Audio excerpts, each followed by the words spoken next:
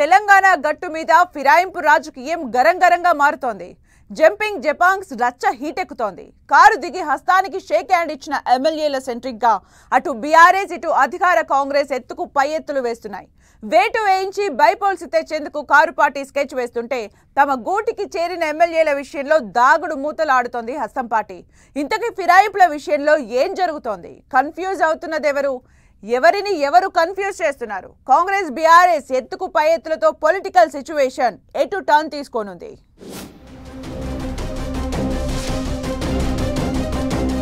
Heat ఎక్కుతోన్న ఫిరాయింపు ఎమ్మెల్యేల episode. వేటు కోసం బీఆర్ఎస్ పట్టు, సేవ్ చేయడం కోసం కాంగ్రెస్ స్కెచ్. ఫిరాయింపు ఎమ్మెల్యేల విషయంలో ఎత్తుకు పై ఎత్తులు. తెలంగాణ ఫిరాయింపు ఎమ్మెల్యేల ఎపిసోడ్ రోజుకో టర్న్ తీసుకుంటోంది. పార్టీ ఫిరాయించిన ఎమ్మెల్యే అరికపూడి గాంధీని పబ్లిక్ అకౌంట్ కమిటీ చైర్మన్ గా అసెంబ్లీ స్పీకర్ నియమించడంతో వివాదం పీక్ లెవెల్ కు చేరుకుంది. ప్రతిపక్షానికి ఇవ్వాల్సిన పీఏసీ పదవిని పార్టీ ఫిరాయించిన ఎమ్మెల్యేకు ఎలా ఇస్తారని అపోజిషన్ మండిపడుతోంది. అయితే అధికార పార్టీ మాత్రం అరికపూడి గాంధీ కాంగ్రెస్ లో చేరలేదని చెప్తోంది. ఆయన బీఆర్ఎస్ లోనే ఉన్నారు. స్పీకర్ ప్రకటించిన జాబితాలో కూడా బీఆర్ఎస్ అని ఉందంటూ సమర్థించుకుంది. దీని విషయంలో కూడా రెండు పార్టీల మధ్య మాటల యుద్ధంతో పాటు ప్రత్యక్ష దాడుల దాకా వెళ్లింది. ఇదంతా అటుంచితే ఇప్పుడు కాంగ్రెస్ శాసనసభాపక్ష సమావేశానికి అరికపూడి గాంధీతో పాటు పార్టీ ఫిరాయించిన 6 ఎమ్మెల్యేలు హాజరయ్యారు. దీంతో బీఆర్ఎస్ మరోసారి ఫైర్ అవుతోంది. హైదరాబాద్ లోని ఓ ప్రైవేట్ హోటల్లో ఆదివారం కాంగ్రెస్ పార్టీ శాసనసభాపక్షం సమావేశం జరిగింది.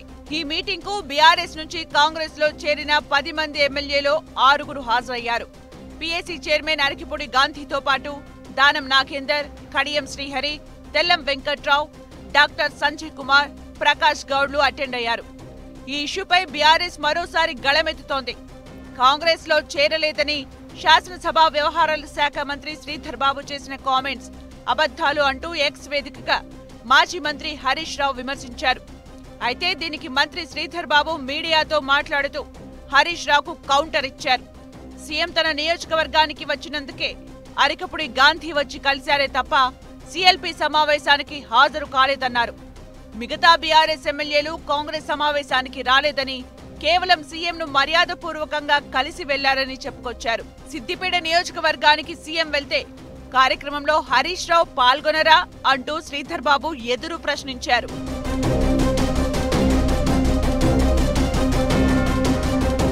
అధికార కాంగ్రెస్ పార్టీలో కూడా ఫిరాయింపుల అంశం కుతకుతలాడుతోంది. గాంధీ భవన్ వేదికగా జరుగుతున్న కాంగ్రెస్ పార్టీ సమీక్షా సమావేశాల్లో వివాదం రాజుకుంటోంది. పార్టీ ఫిరాయించిన ఎమ్మెల్యేలు గాంధీ భవన్ లో జరిగిన సమీక్షా సమావేశాలకు హాజరయ్యారు. పీసీసీ చీఫ్ మహేష్ గౌడ్ అధ్యక్షతన జరిగిన సమీక్షా సమావేశాలకు ఉమ్మడి వరంగల్ జిల్లా సమావేశానికి కడియం శ్రీహరి, కరీంనగర్ జిల్లా సమావేశానికి జగిత్యాల ఎమ్మెల్యే సంజయ్ కుమార్, నిజామాబాద్ జిల్లా సమావేశానికి పోచారం శ్రీనివాస్ రెడ్డి హాజరయ్యారు. అయితే కరీంనగర్ జిల్లా సమావేశం కాస్త రసాభాసగా జరిగింది. ఈ సమావేశంలో ఎమ్మెల్యేలు, ఎమ్మెల్సీల పేర్ల జాబితాలో పార్టీ సీనియర్ నేత ఎమ్మెల్సీ జీవన్ రెడ్డి పేరు పొందుపరచలేదు. అదే సమయంలో పార్టీ ఫిరాయించిన జగిత్యాల ఎమ్మెల్యే డాక్టర్ సంజయ్ కుమార్ పేరును ప్రస్తావించారు. దీంతో జీవన్ రెడ్డి పార్టీ పెద్దల తీరుపై గరమయ్యారు. జరిగిన తప్పును గ్రహించిన PCC chief Mahesh Goud, in charge Deepadas Munshi జోక్యం చేసుకుని సర్ది చెప్పారు. ఏదో పొరపాటు వల్ల పేరు పడలేదని, జరిగిన దానికి సారీ చెప్పి మరోసారి ఇలాంటి తప్పిదం జరగదని సర్ది చెప్పారు. శనివారం గాంధీ భవన్ లో జరిగిన పరిణామాల నేపథ్యంలో ఆదివారం జరిగిన సీఎల్పీ సమావేశానికి జీవన్ రెడ్డి డుమ్మా కొట్టారు. ఇలా పార్టీ ఫిరాయింపుల అంశం హస్తం పార్టీలో ఎన్నో సమస్యలకు దారితీస్తుంది.